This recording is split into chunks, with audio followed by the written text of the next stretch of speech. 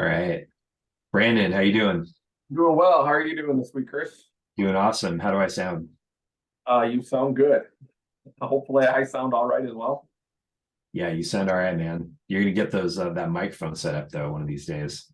Yeah, so it doesn't keep jumping my speakers and Yeah. switching back and forth. Well, welcome everybody to the podcast, to the Talk Ops podcast, where we are the video podcast for business owners who want to get ready to organize. Um, Growing, selling, or handing off your business takes order. Brandon and Chris, that's you and me, right, Brandon? Yep. Discuss everything related to organization, accountability, and all the things that help you grow, sell, or even take a vacation for your business, because we all know how business can take over our lives. So we're your hosts, and this is Brandon right over there, and Yeah. across town for me, and I'm Chris. Yep. So this is episode what? Episode 5, Brandon? Yeah. We went quick, but yes, it is episode 5 already. Crazy. So this episode is why you need a top-down point of view to grow, sell, or rest. And I just use rest because it's like, dude, we all want to break from business sometimes, right? Tell me about it. So why you need a top down? Well, yeah, we think just to summarize, a bottom up view of work has you going to work, knowing what you need to do, but not knowing quite why. Sometimes we can lose track of that pretty easily. But a Yes. top, but a top down approach means regularly revisiting your why, acquainting yourself with your measurements, and finding the next task from there. So it's top down and it's not bottom up.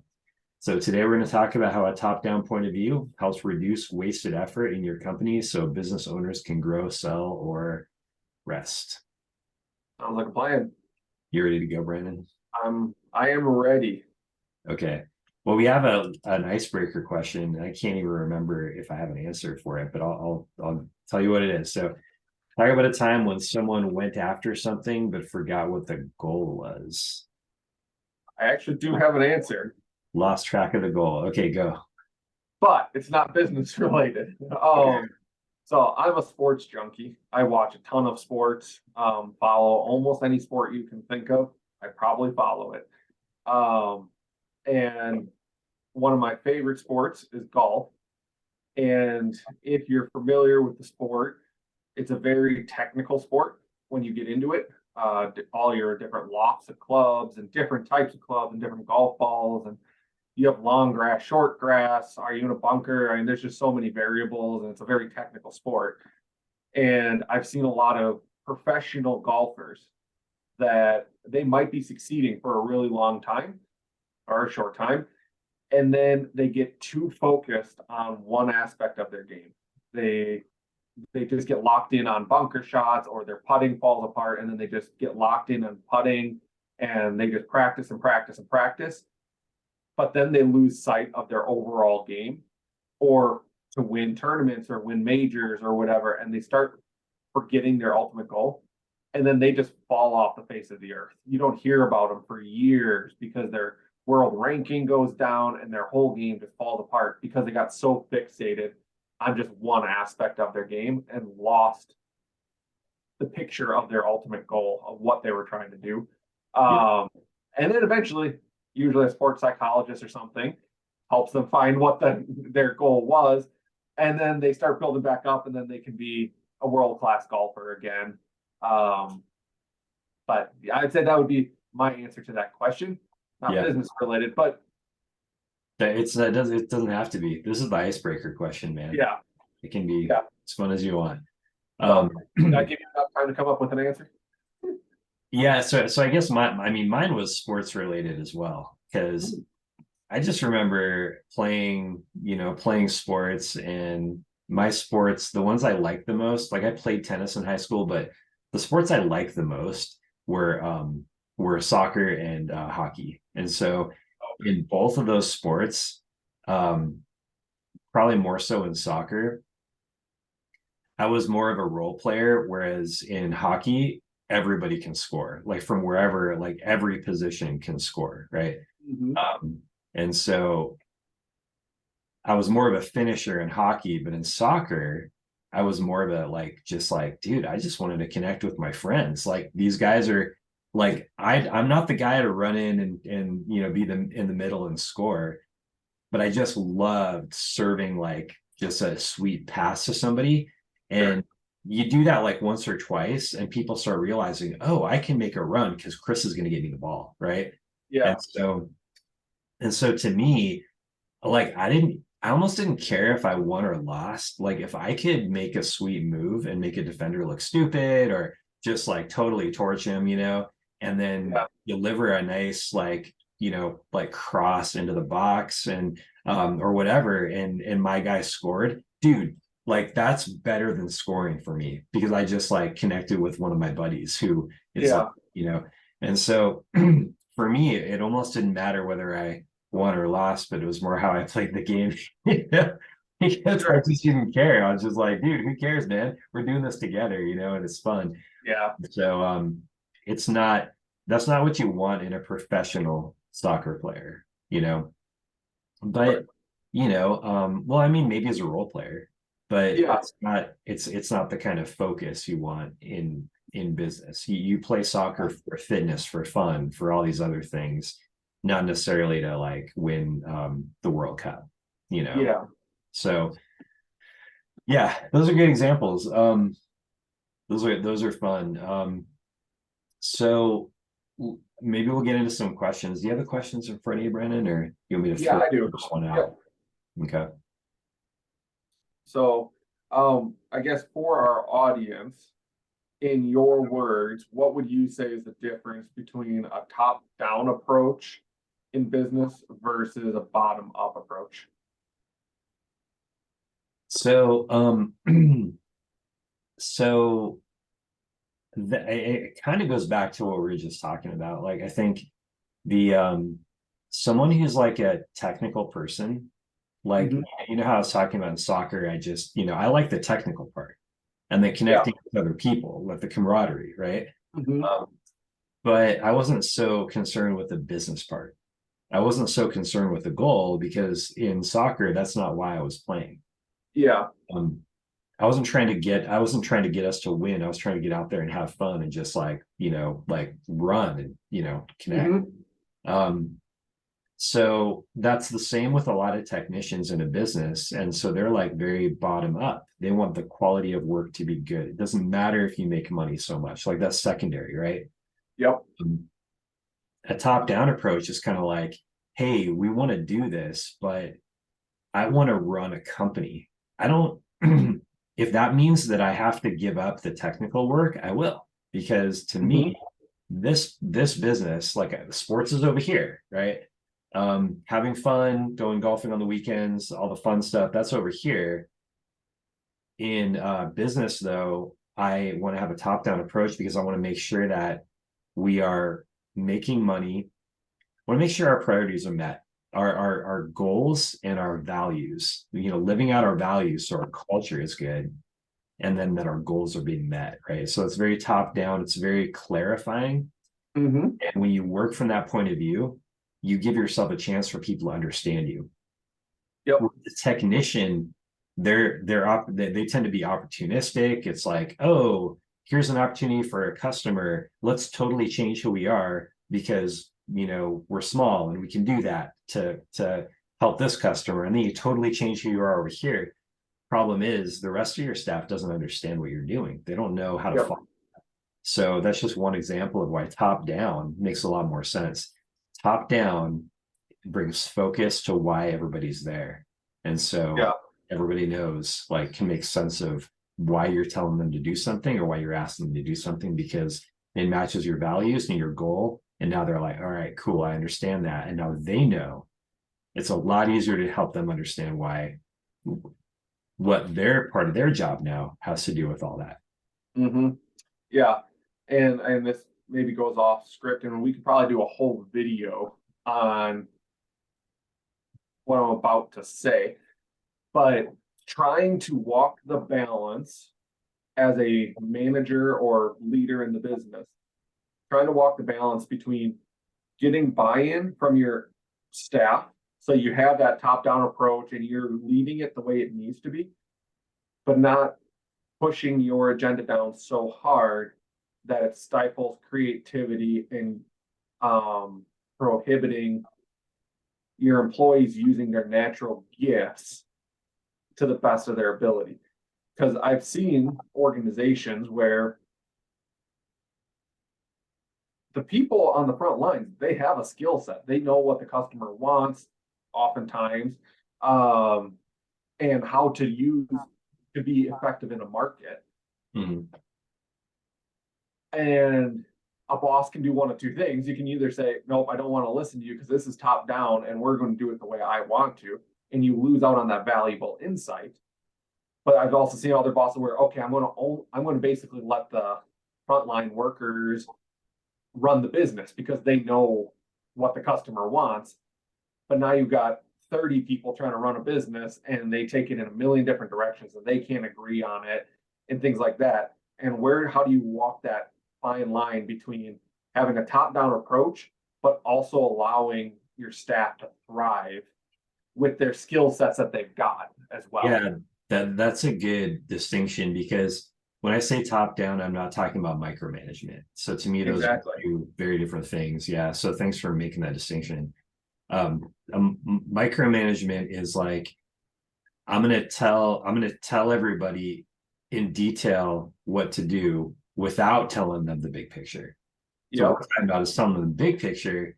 So I think George Patton said it really well. He was supposed to have said, um, "Don't tell people don't tell people how to do it. Tell them what to do, and watch them amaze you with their results." Something like that. Mm-hmm. Um, Yeah.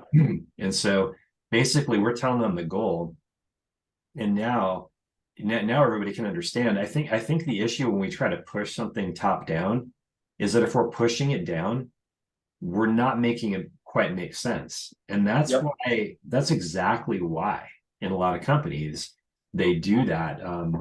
So it's this book Rocket Fuel, where you have the visionary integrator model, because the visionary is the leader of the company. They're the one, the kind of the heart and soul, right? They're Yep. the ones who envision like what the future is supposed to look like. They're the Mm-hmm. creative ones. Um, Sometimes they can't be nailed down. Sometimes like they have a vision and they change the vision every like try to change it every week. Yeah.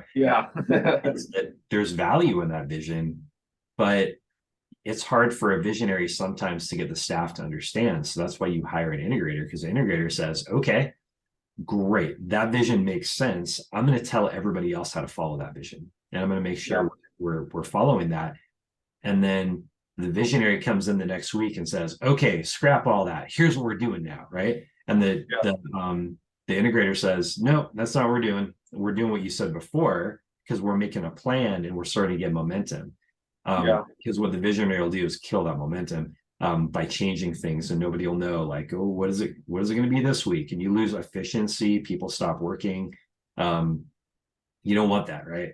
Yep. So anyway, I'm going in the weeds a little bit here, but I think that's where the pushing that vision down is like, you're not really pushing it down, you're saying it really well and you're clarifying and you're reducing the complexity of that vision. And then Mm-hmm. that integrator says, okay, we see it told. Now we're going to see it in action. And they make tasks and they say, okay, each department, how are we going to fulfill this vision? And then they negotiate out with the department leaders. Yep. Department leaders now understand what they're supposed to do because they've heard it up here, they've seen it, and now they can pass that down with clarity. Yep. Yeah. And I think one thing I'd add to that is it also leads a lot into your hiring practices. Um, I was watching a YouTube video last night or the day before. I'm a little nerdy and I watch YouTube videos on business, go figure. And it was an interview of a guy who runs a woodworking shop in California. At this stage, he probably grosses three-quarters of a million to a million a year out of his woodworking shop. And they were kind of interviewing him. How did you start? And he went from nothing to that in about 3 years, which kudos to him. That was very quick growth rate and stuff like that.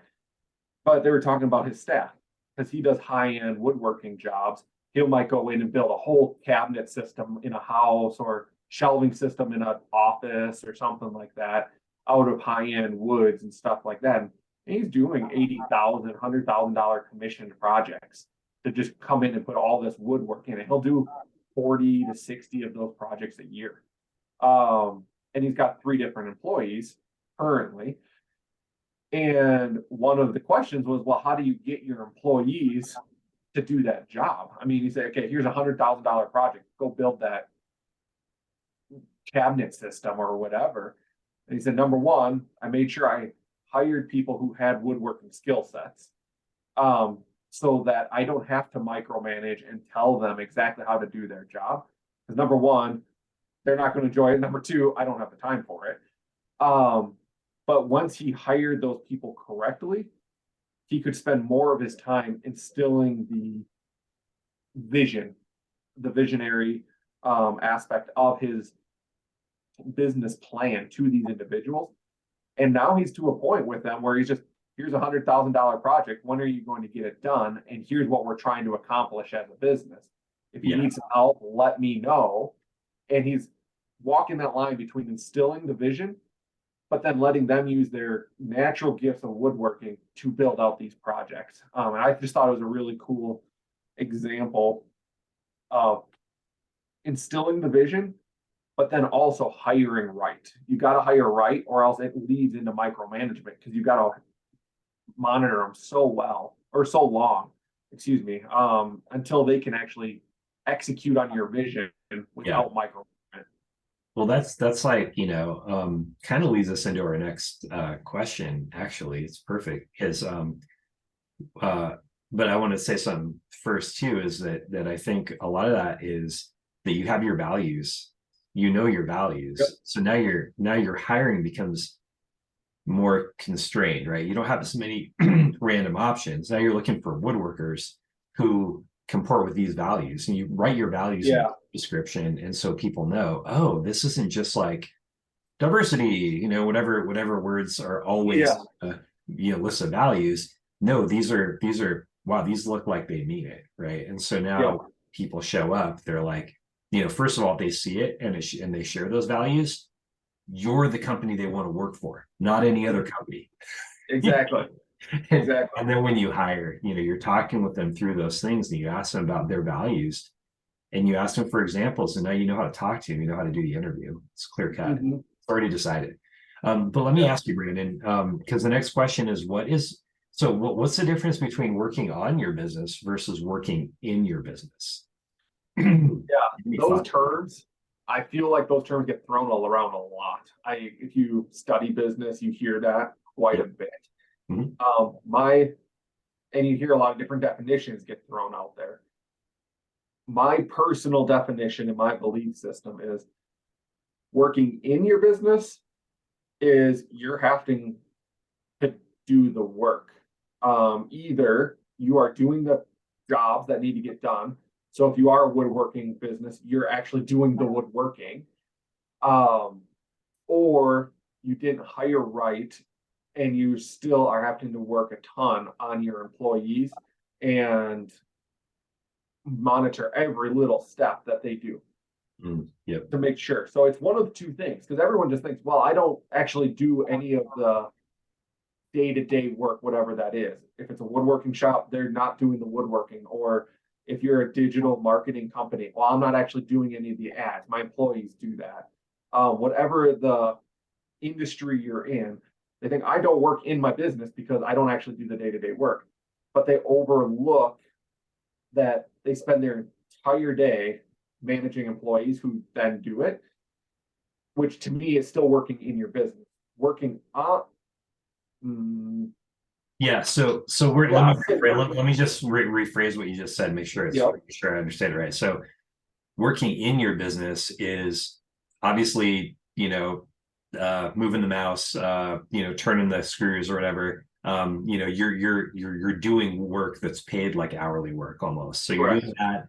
It also includes the basic management and organization, basic HR tasks, anything that's basically like if the business is just to keep running, it's in the operation of the business. So any management where you're just doing the regular management of people to just keep things going, keep things operating, Mhm. that layer, that management and then technician or end employee, whether it's customer service or whatever, from there on down, that is working in your business. Yeah. But you Yep. said something, there's a little bit of frosting on that, right? Because there's like if you are constantly having to teach your managers how to do their job, the basic parts of their job all the time, what it sounded like you said is you are, whether you realize it or not, working in your business. That might Correct. not be what you want to do. Okay, so far so good. So now talk about what is working on your business then Yes. versus yeah. Yep. And I mean, the one other thing I would have added to that is it's any task that needs to be done to keep the business moving forward. That if you took a vacation, it's going to stop because you aren't doing it, if that makes Yeah, sense. yeah. If you take a vacation, nobody's doing that because you Correct. needed to be there to either make decisions. People need to run things by you because they're not trusted yet. They're Yeah. not quite there yet. Is that All kind of those your sense? tasks are the working in your business side. The Yeah. work, So like, good luck taking a vacation. yeah, pretty much. The working on is big picture things. Trying to, how do I work on my brand? How do I increase our sales, our lead generation? How do I work on increase profitability? Things that if they don't get done today, i.e., you take a vacation, the business keeps running. It's fine. You don't have to. I mean, it's a good idea to work on those things, but if you don't work on your brand for a day, the business doesn't shut down. Those are big picture things that impact the global direction of your business. Those are the working on tasks that they could be postponed if need be. You can take a vacation, but there's still things that dramatically impact the direction of the business and the long-term viability of an organization. All right, so that's really good. So let's talk about let's list a few more examples of that. I heard you say branding, which Yep. makes sense because you're making a new decision. Maybe you're making a shift or a refinement in your Correct. brand, which has to be thoughtful and has to be at a very high level. If you didn't do that, your business would just keep running the same way. It might start looking older and older. Yep. It might not reflect the current values of the organization. They may need to be refined, but you're not that it's a slow what'd you call it Look death. depreciation of your brand. Yeah. Yeah. Well, what else like so you talked about sales, so when you said that, I wanted to make a distinction too because you probably already have a sales funnel going. You have Correct. your the you have you don't have to be involved in the day-to-day of marketing and sales, but you may say we would increase sales. Like let's go and look at our competition. Let's take a minute. Let's look at our competition. Let's see what they're offering. Is there something that like how are we competing against them? What do we need to maybe change? Right. Yep. So your process is already in place, but now you're thinking like, how do we change that? And then let's say we do, how do we implement that in a way that's not going to cost us a bunch of like it's not going to complicate things? Like Yep. how do we implement? Um, okay. Yep. So, I What mean, are some other I examples? said profitability. I mean, I'm semi assuming, I mean, maybe you're not profitable to begin with, but assuming, let's say your net operating income ratio is 10%, 15%, Mhm. you're you've got some cash flow coming through the business, you're operating reasonably profitable, depending the Mhm. industry you're in. Well, that could go get better yet, depending on what your long-term goals are. If you want to sell your business, you're going to get a multiplier on that net operating income. So it's, well, how can we increase our operating income, our profitability, so that when we sell for a higher rate, we get more valuation on our organization. Or, hey, the market's getting tough. We need to make sure we have enough positive cash flow to weather hard times. So we want to move from a 20% profit margin up to a 30%.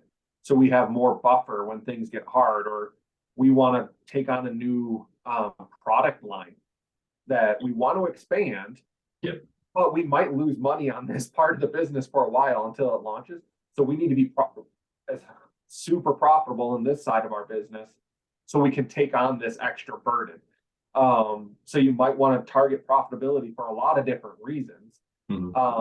But Yeah. again, the assumption is you're already profitable. So if you don't do it today, you'll still be okay. You'll just keep going along at that profit level. But if you want to move forward, you need to increase it. Yeah, so you're basically working on your business. You're either refining, you're looking at processes and saying, "Hey, how can we change this process to get more efficiency out of it?" You might undertake like organizing your forms, your files, or whatever. That's working on your business because things are already working. They just could be working better. Also, any kind of innovations, like any kind of vision, like, hey, let's create a new product. Let's move to phase two of where our business is going. If you have a phased plan or something like that, Yeah. how are we going to do that? How do we implement that? These are all very like high level. They take a lot of human skill and a lot of process skill and a lot of understanding of your values. Correct. What about what about looking at your financials regularly? Is that also, I know that's a little more mundane and may feel a little more like your regular operations, but is that also a very important leadership? Is that still working on your business? I would say so. And I mean, the organization I work in day to day, that's something that I have to look at. You don't have to necessarily look at it every day, but depending on where you're at in your business, it's one of those things you can scale up or scale down depending on how your business is running. I mean, if there's certain things you're really trying to fix, maybe you're looking at your financials at the end of every week and see, okay, how much sales did we bring in or something. But assuming everything's running pretty well, you can scale it back to a once a month, maybe once a quarter, just to see, okay, what is our marketing ratio? And are we spending 10% on marketing this quarter or did we spend 15%? And if it went up, why did we spend more on marketing? And being able to fine tune different areas of your business. So I think just reviewing them, that is a top down type thing. Yeah, yeah, I would agree. And we do,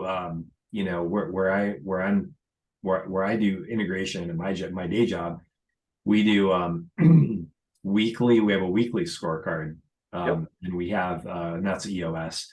And then we have a quarter, sorry, monthly. I run a report, kind of a custom created report for our partners, and then send that out to all the partners as well. So, and then I think annually we look at who our best clients are and our worst clients by a few different metrics. So Yep. there's different ways to, I think, set that up. And 100%. yeah, but I would agree that that's working on your business too, because what we do is we look at that and we say, are there any issues? Yep. Weekly, we look at that and we define issues from any what's our cash reserves, right? Oh, those are low. Okay, well, what do we need to do? We add that to the issues list and we talk about it. Yeah. Yeah. And I would say reviewing, I mean, this is almost like forensic accounting, but reviewing your financials can give you so much direction and insight into your business as well. I was helping an organization and they were looking at their income, and their income was just one big chunk, I mean, sales, and that was about it. And I sit there and kind of listen to what they're saying, and they're like, well, this month we sold a ton on this product line, but their sales were down. And I'm like, okay, so apparently you sold a ton on this product line, but your revenue numbers are down. Well, what didn't go well? Oh, we have no idea. So all of a sudden that created a to-do of, well, maybe we need to break our income line down into our three different product lines so we can see from month to month, oh, this product line did do better, like we Yeah, thought, but here we lost on this. Well, why did this product line not sell as well? right. Oh, okay. Now you can start getting sales and all these other to-dos and direction you can get from reviewing your numbers. Yeah. Um, yeah. Yeah, I was had a conversation internally, and uh, I was talking to someone. I'm just like, hey, there are a couple of things that are vague, especially at a branding agency.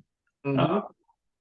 Not everything's super easy to measure. Not everything important is easy to measure, right? I mean, we Correct. know that. But at the same time, I'm like, we do have to have clarity on stuff. And I was selling it. I'm like, because I mean, yeah, I'm the COO, but I still, people like you, just because you have authority doesn't mean everybody's excited about what you tell, what you're asking for. And so I'm Hmm. selling it. I'm just like, hey, at one point, I'm just like, hey, as long as I'm the COO here, we're going to be measuring stuff like this, and we're going to Yeah. try, and we're going to have three funnels. And I don't care if they're the perfect funnels yet. We'll get there, right? But we do Yep. have to put these in front of us. And if you tell me you don't like it, let's replace it with something else. Replace it with Yeah. a better funnel, something more central to our sales. You Hmm. don't get there, you don't get to that point unless you're looking at the big numbers. And then Yep. you at the very top, like, okay, profitability, and then income next to that, like sales, raw sales, right? Hmm. Um, you start asking questions from there. How do we increase? Kind of like you're saying, how do we increase sales? Well, what's giving us the best results? What channels, what messages, what Yeah. products, right? Okay, well, Yep. now we can start like, oh, these ones are giving us the best results. Okay, well, what do we make it at? Like, what can we Yep. sell more of those things? you know? Yep. And so, and so those start, and then you start to say, okay, well, what's bringing in the sale on those things? Is it this media channel, or this one? What Yep. messages? And so you have tons of like really high value work you can do, high value questions you can ask, Yeah. that start from that top down. If you go bottom up, it's just too easy to fixate on something that's not that important and say, oh, but that's the funnest, or that feels like, it'll be good for us Hmm. to talk about. It's like, all right, but is it? And for people like you and me as integrators, we're like, I'm not swept up in the vision of this, so I don't care what product you like. Right? Yeah. Yeah. We're Exactly. like, I'm going to tell you, like, and maybe as a culture, we're just better at this one, even though we make more money over here. That's a consideration because people are going to be happy. We're gonna serve clients better, all that stuff. But we can't forget that, as you and I know, we can't forget the fact that that we go top down. We want to make sense of things. Here are our goals, here are our values. You go top down, and then everything's accountable to those high level things. So that Yeah. the how you get there can fluctuate. The where you're going, though, needs to be kept in mind, right? Yep. Yeah. 100%. Yeah. And I think it's just, not to, we're running out of time, but looking at a couple of these other things we had lined out to talk about, trying to get everyone to get on that same page is not a science, it's more of an art form. And you sometimes you just can't rush it. It's just taking the time to brainstorm, Yeah. uh, and trying to, I would again, top down, the leader needs to try to have the vision. I mean, that's the whole idea. But then take two or three people that you're brainstorming things with and trying to come up with what is that end goal, that direction we're going to head. And once you start refining that, moving it down the hierarchy, eventually it gets to a, this is where we're going, and you just kind of tell your staff that. But you keep getting input along the way. And if someone along the way does come up with some big reason why you can't do it, then the leadership does have to go back and maybe we have to reevaluate our goals and our direction and things like that. But it's that constant communication. I don't think you can, one of these you had in here was about having meetings for meeting's sakes. Right. I think that does definitely happen. Um, but you can't undervalue communication. I mean, starting from the top, communicating down, and then working back up and down the channels until you can refine that goal and constantly be working on it. But Yeah. it's a never ending battle, that's for sure. Yeah. I think I was working this last week, and I think I posted something to LinkedIn that was something like, we rush, we're not we want to stop talking, we want to start doing, so we jump into doing before we understand everything. Yep. and that's where you spend all the money. Like, oh, figure it out while we do it. You know how costly that is, Yep. especially if there's any complexity to what you're trying to do, you know. Mhm. And so if there are any unknowns or complexity, can really cost you. So Yeah. But on the flip um, side, mm, once in a while, you do have to just jump off the bridge and go for it too. I mean, there's the paralysis by overanalysis, where if you just keep looking at something, you never actually do anything either. And once in a while, you have to jump in and test something out in the live market and get the feedback from the customers. Because as great and as much planning as we think we can do, mm. sometimes you still can't understand your client base until you actually start talking to them too. So again, everything's in balance. Yeah. I mean, I think for me, it's, do we know everything we can logically know from the knowledge that we have? And I think that if we do, then we can move forward, right? So it's Yep. kind of like, have we actually logically, like, I'm not saying go out and do research until you die, Yes. right? Until you've shipped nothing, now you're 80 years old, and Yeah. but I think my standard is, have we logically thought through? And that's why I use like pen and paper a lot, just like a big Mhm. piece of paper. And I just like, you map it out, because you want to make sure all the big things are going to connect.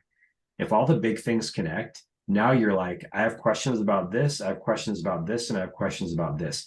Now you have three risks you've identified. Now you can go out and ask more questions. Yeah. And then once those questions are pretty much answered, and you say, well, we're going to stop before we have to go out and get a bunch of research done. But all the main questions are answered internally. In other words, everything you do know makes sense with each other Yeah. logically, the system's built. Then go, but until that point, unless something is forcing you, it's risky, like, Yeah. Agreed. there's no risk to just stopping usually and just saying, like, what do we know for sure? And then, Mhm. okay, let's map that out. Does our progress, does our plan still make sense? And if it does, go, Yeah. Yep. totally agree though. I totally agree. I think that's the standard. Mhm. Should we go ahead and wrap it up? I guess we have just like, yeah, Yeah. Probably. We've gone down a lot of rabbit holes today, and again, I you probably know. talk about this stuff for hours, but I think it was a Yeah, good totally. conversation. It was good. So this has been another episode of Talk Ops with Brandon and Chris, where we encourage business owners to organize their business to get more money at sale. What else? Help your kids succeed if you're handing it off to your kids, or just take a vacation without worrying about what's going on at work. Um, Please comment, like, and subscribe. Hit the notification bell so that you don't miss any episodes. We love your comments and questions. If you put a question in there, can we agree, Brandon? We're going to cover it at some point. I believe we will. Okay, we'll We commit will. to that. All right. So do you have questions on another topic too? Throw those in the comments. And thank you so much for joining us, Brandon. I'll see you in a minute again. Yeah. We'll see you a bit. All right, bye. Bye.